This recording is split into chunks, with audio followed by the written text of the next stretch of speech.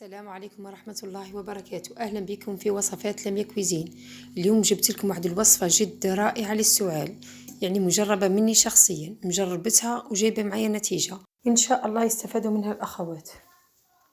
أول مكون في هذه الوصفة هو القنطس كما راكم تشوفوا فيه معايا، ومعروف بالفوائد نتاعو، وبهذا الشكل هو يجي عيدان كما هكا ولا طحنو تحصل على هذا الشكل. هنا بعد ما تطحنيه مليح نكون جبت المقله نتاعي ولا كسرونه ولا يعني اللي حط طيبي فيها حطيها جيبيها. هنا اول حاجه نديرها هي زيت زيتونه، نحط زيت الزيتون، من الاحسن يكون زيت زيتون الحر، ونجيب فص تاع ثوم نسكرفجو، ولا هي من الاحسن يكون في الثوم الاحمر، ان كان مش موجود ديري بركي، ورشه الملح. وهنا نضيف المكون هذا اللي كنت رحيته هو القنطس، نضيف ملعقة صغيرة ولا نصف ملعقة.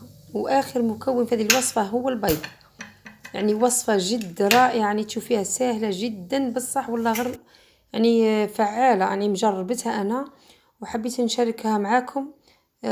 كاين اللي اخواتي يستفادوا منها، يعني ما يعرفوش هذه الوصفة يستفادوا منها، وان شاء الله تجيب معاكم نتيجة كما جابت معايا. يعني الحمد لله انا دائما نستعمل لولادي وتنفعهم وتجيب نتيجة، مجربة يعني مجربة هذه الوصفة. هنا بعد ما حطيت الوصفات كامل نحط على النار ونطيبها كيما نطيب البيض عادي، يعني تحبي البيض طايب مليح ولا طايب شوي شوي انتي كيما تحبي. انا طيبتها شوي شوي الحق نحبها كيما هك.